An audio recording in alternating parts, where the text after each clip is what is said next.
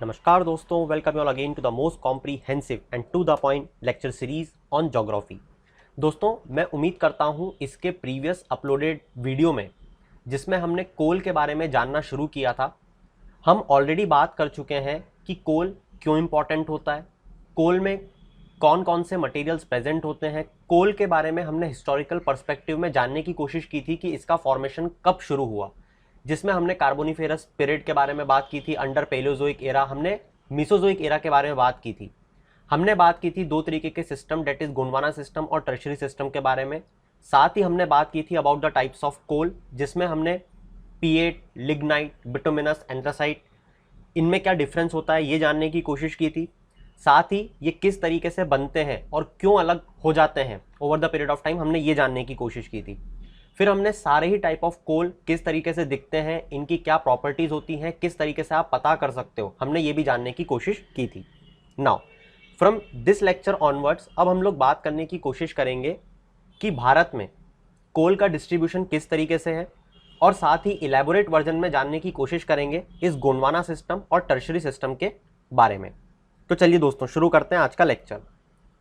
अब क्योंकि सबसे पहले हम डिस्ट्रीब्यूशन ऑफ कोल में पढ़ना शुरू कर रहे हैं गोंडवाना सिस्टम को, तो ये तो अब आप जानते ही हो कि गोंडवाना सिस्टम जो है it belongs from the carboniferous period which lasted from approximately 570 million years ago to 245 million years ago. इसी के साथ आपको ये पता होना चाहिए कि 98% of the total reserves and 99% of the production of coal in India belongs from the Gondwana system. मैं आप लोगों की लिख देता हूं, 98% of total reserves and 99% of production. इसके बाद में यहाँ पे जो गोंडवाना कोल होता है जो भारत में मिलता है, उसकी जो मेटलर्जिकल ग्रेड होती है वो सुपीरियर क्वालिटी की होती है। और क्योंकि गोंडवाना सिस्टम जिसमें जो कार्बन कंटेंट होता है वो बहुत ज़्यादा होता है, नियर अबाउट 60 to 90%, इसको आप यहाँ पे ध्यान भी रख सकते हो, कार्बन कंटेंट 60 to 90% होता है। और इसमें साथ ही साथ हमें देखने को मिलते हैं टाइप्स ऑफ कोल, बिटुमिनस और एंथ्रेसाइट, राइट। हालांकि यहाँ पे मैं आपको ये बताना चाह रहा था कि this type of coal which is found in the Gondwana system is free of moisture, तभी तो मॉइस्चर से फ्री होता है, तभी तो अच्छी क्वालिटी का है ना, but contains phosphorus and sulphur, ये आपको ध्यान रखना है। फिर एक फैक्चुअल पॉइंट भी आप याद रख सकते हो फर्स्ट कोल माइन के बारे में कि कहाँ पे ओपन अप हुई थी, तो ये हुई थी रानीगंज इन वेस्ट बंगाल इन 1774। फिर ये जो गोंडवाना कोल सिस्टम है, आपसे ही पूछा जा सकता है कि भारत में प्रोमिनेंटली कहाँ पे मिलता है, तो आपको जवाब देना है पेनिनसुलर प्लेट्यू में। और साथ ही कोल इंडस्ट्री का नेशनलाइजेशन कब किया गया, आपको पता होगा कि आज इसी प्रॉब्लम से सबसे बड़ी भारत जूझ रहा है कि कोल इंडिया लिमिटेड के पास पूरी मोनोपोली है, राइट। तो इसका नेशनलाइजेशन किया गया था 1973-74 में। इसके बाद गोंडवाना कोल सिस्टम की झारगुड़ा माइन के बारे में आपको ज़रूर पता होना चाहिए, जो कि मध्य प्रदेश में लोकेटेड है। इसमें थिकेस्ट कोल सीम हमको मिलती है। इसके बाद बात करेंगे टर्शियरी सिस्टम के बारे में। Tertiary coal belongs from 15 to 60 million years old, और हम जानते हैं कि जितना कम पुराना होगा कार्बन कंटेंट उतना कम होगा, तो इसमें कार्बन कंटेंट बहुत कम होता है। ये जो टर्शियरी कोल फील्ड्स हैं ये एग्जिस्टेंस में आई थी during the time period of Eocene, Oligocene and Miocene. ये मेनली कन्फाइंड है जम्मू एंड कश्मीर में, अरुणाचल प्रदेश में, असम में और हिमाचल प्रदेश में। तो चलिए अब जानने की कोशिश करते हैं कितना कोल कौन सी स्टेट में कहाँ पे प्रेजेंट है। इंपॉर्टेंट माइंस की लोकेशंस भी जानने की कोशिश करेंगे, क्योंकि सबसे पहले हमारी स्लाइड पे आया है झारखंड। तो मैं आपको बता दूं कि झारखंड फर्स्ट पोजीशन पे स्टैंड करता है in terms of total reserves of coal, which accounts for almost 29% of total reserves. तो आप समझ सकते हो कि कितना इंपॉर्टेंट है। अगर झारखंड में भी हमें एक माइन को चुनना हो तो हम चुनेंगे Jharia, which is the most important and crucial mine of Jharkhand and also the largest one. अब यहाँ पे हमें मेनली मेटलर्जिकल और कोल जो मिलता है वो मिलता है बिटुमिनस टाइप का। साथ ही जो 90% कोकिंग कोल हमें मिलता है वो भी इसी माइन से मिलता है। जो फर्दर ट्रांसपोर्ट किया जाता है to the iron steel plants, कौन सा आयरन स्टील प्लांट्स आपको ये भी पता होना चाहिए near about, Bokaro steel plant, Jamshedji Tata का Jamshedpur steel plant, Durgapur steel plant. या आप सब मुझे नीचे कमेंट बॉक्स में विद द स्टेट्स मेंशन करके बताओगे, और आसनसोल कि ये कौन कौन सी स्टेट्स में मेंशन है। तो इस तरीके से पूरी हमारी आयरन स्टील इंडस्ट्री रन होती है। इसके बाद में कुछ और भी यहाँ पे आपको मेजर देखने को मिलेंगी, जैसे बोकारो है ना, बहुत इंपॉर्टेंट कोल फील्ड है। इसके बाद में गिरडी, राइट। इसके बाद में देवगढ़, हुरा, राजमहल, ये दोनों भी इंपॉर्टेंट हैं। गिलहुरिया, चुपारहिता, पचवाड़ा, ब्रह्मणी, हुतर, औरंगा, साउथ करणपुरा, रामगढ़, चंद्रपुरा, नॉर्थ करणपुरा और दलतेनगंज। ये कुछ बहुत ज़्यादा इंपॉर्टेंट, जयंती, सहारजुरी, ये सारी इंपॉर्टेंट कोल फील्ड्स हैं।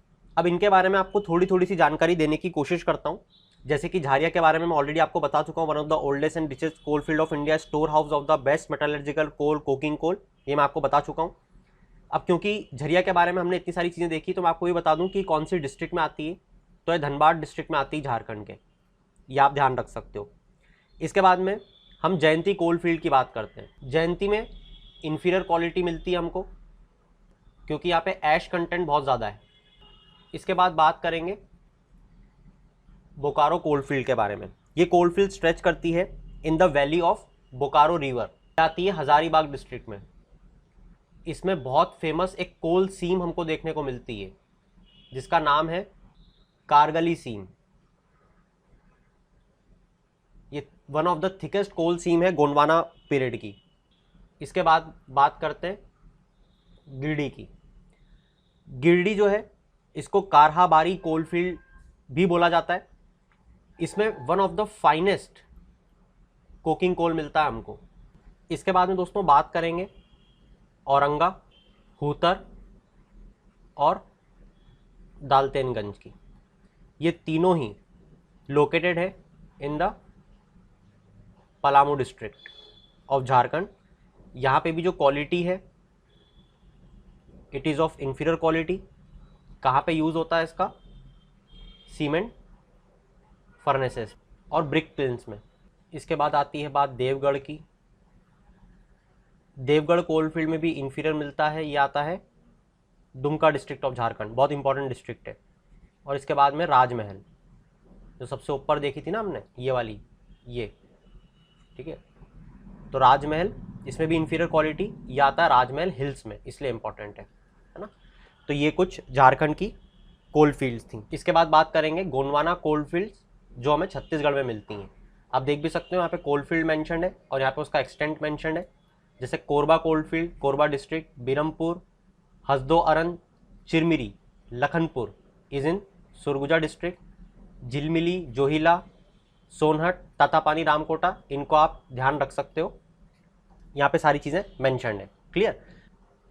फिर बात करते हैं ओडिशा की, which has 24% of total reserves of coal in our country and produces about 15%। अगर कुछ इंपॉर्टेंट डिस्ट्रिक्ट्स मुझे बताना हो तो उन इंपॉर्टेंट डिस्ट्रिक्ट्स में सबसे पहला आएगा धेनकानाल, संबलपुर और सुंदरगढ़। इसमें 3 बहुत ही इंपॉर्टेंट कोल फील्ड आपको देखने को मिल रही होंगी, Talcher coal field, Rampur Himgir coal field और इब रिवर कोल फील्ड। जिसमें सबसे पहले हम लोग बात करेंगे तालचेर के बारे में। तो तालचेर टाउन जो है, ये धेनकनल रायर खोला से संबलपुर डिस्ट्रिक्ट तक लाया करता है। यहाँ पे ये जो है Talcher, it stand at 2nd position in reserves after Raniganj, which is in West Bengal. ये वाला जो कोल है, it is most suitable for steam and gas production, and so it is use mainly for the thermal power plants. Second one जो है वो रामपुर हिमगिर है, संबलपुर और Sundargarh district में लाया करता है। इसमें जो कोल मिलता है, it is of inferior quality. Third one is the इब रिवर, इब रिवर कोलफील्ड जो है ये संबलपुर और झारसुगड़ा डिस्ट्रिक्ट में मिलता है, झारसुगड़ा। यहाँ पे भी जो कोल है it is of inferior quality. इसके बाद में कोल फील्ड्स जो गोंडवाना की मिलती हैं मध्य प्रदेश में, उसमें आएगा सिंगरौली, सुहागपुर, उमरिया और पेंच काना, जिसमें सबसे पहले हम बात करते हैं सिंगरौली कोल फील्ड के बारे में। यह हमें मिलती है सिद्धि और शहडोल डिस्ट्रिक्ट में, मध्य प्रदेश की लार्जेस्ट कोल फील्ड है। इसमें भी हमें कुछ थिकेस्ट कोल सीम देखने को मिलती हैं जिनके नाम हमसे पूछे जा सकते हैं अलग अलग तरीके से, जिसमें सबसे बड़ी है झीन गुर्दा, उसके बाद है पानी पहाड़ी, खड़िया, पुरेवा एंड तुर्रा। ये जाती हैं थर्मल पावर प्लांट्स में जो कि हैं सिंगरौली एंड ओबरा में। इसके बाद में आएगा पेंच कान्हा तवा, ये कौन सी डिस्ट्रिक्ट में आता है, छिंदवाड़ा। इसके बाद जो सोहागपुर है ये कौन सी डिस्ट्रिक्ट में आएगा, शहडोल। और उमरिया कोलफील्ड उमरिया डिस्ट्रिक्ट में।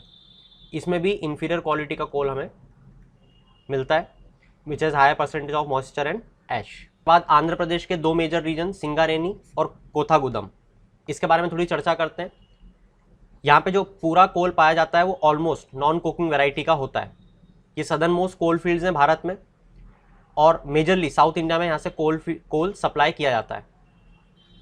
मेजरली जो एक्चुअल वर्किंग पोजीशन में हमारी कोल फील्ड्स हैं वो सिंगारेनी और कोथागुदम में। ये कुछ इंपॉर्टेंट डिस्ट्रिक्ट्स हैं जहाँ पे ये लाया करती हैं, राइट। गोदावरी वैली के अराउंड यहाँ पे कोल रिजर्व्स पाए जाते हैं। 6th इन रिजर्व्स हैं, 5th इन प्रोडक्शन है। इसके बाद बात करते हैं महाराष्ट्र की, यहाँ पे 3% रिजर्व्स पाए जाते हैं, 7% प्रोडक्शन है। कामठी कोल फील्ड्स बहुत ही इंपॉर्टेंट है जो कि नागपुर डिस्ट्रिक्ट में लाया करती है। फिर वुन फील्ड आती है जो यवतमल डिस्ट्रिक्ट में लाया करती है, और वर्धा वैली, घुंगूस, बलरपुर एंड वरोरा जो कि चंद्रपुर डिस्ट्रिक्ट में लाया करती है। तो यहाँ पे हमने 3 डिस्ट्रिक्ट्स को देखा। यहाँ पे 3rd नंबर पे जो आपको दिख रही है वो है चंद्रपुर, 1st नंबर पे ये आपको जो दिख रही है वो है नागपुर, और 2nd नंबर पे जो आपको दिख रही है ये यहाँ पे यवतमाल। तो इस तरीके से महाराष्ट्र की कोल फील्ड्स आप डिस्ट्रिक्ट से याद रख सकते हो। फिर बात करते हैं वेस्ट बंगाल की कोल फील्ड्स के बारे में। रानीगंज जो है लार्जेस्ट कोल फील्ड है जो कि वेस्ट बंगाल में लोकेटेड है, और वेस्ट बंगाल की तो ऑफकोर्स लार्जेस्ट होगी।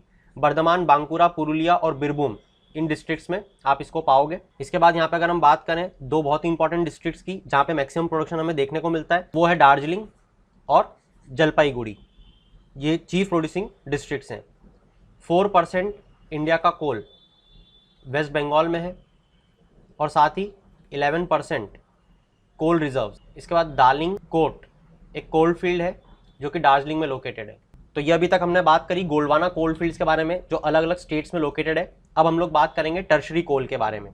तो टर्शरी कोल सबसे पहले लेते हैं हम लोग असम। असम में जो टर्शरी कोल है वो कहाँ पाया जाता है, माकुम, नज़ीरा, मिकिर हिल्स, जयपुर एंड लखुनी। इसमें जो मोस्ट डेवलप्ड कोल फील्ड है वो है माकुम। यहाँ पे जो कोल पाया जाता है इसमें जो सल्फ़र कंटेंट होता है वो ज़्यादा होता है, ऐश जो होती है वो कम होती है, और कुकिंग क्वालिटी जो होती है वो बेहतर होती है। They are best suited for the hydrogenation process and so are used for making liquid fuels. इसके बाद में अरुणाचल प्रदेश के बारे में बात करेंगे। अपर असम का कोल बेल्ट है वो एक्सटेंड करता है टूवर्ड्स अरुणाचल प्रदेश, जिसमें मेजरली आता है नामचिक, नामरूप कोल फील्ड। इसके बाद में हम बात करेंगे मेघालय के बारे में। इसमें मिलता है गारो खासी जयंतिया हिल्स में। इसके बाद बात करेंगे हिमाचल प्रदेश में। यहाँ पे मिलता है south of Pir Panjal, Kalakot and surrounding regions, और साथ ही एक district Chamba. So that's it दोस्तों। नेक्स्ट लेक्चर में हम लोग बात करने की कोशिश करेंगे cooking coal versus non cooking coal के बारे में। उम्मीद करता हूँ अभी तक का लेक्चर आपको बहुत पसंद आया होगा। That's it from my side for this particular lecture. Hope you like this. In the end, keep shining. Have a good day.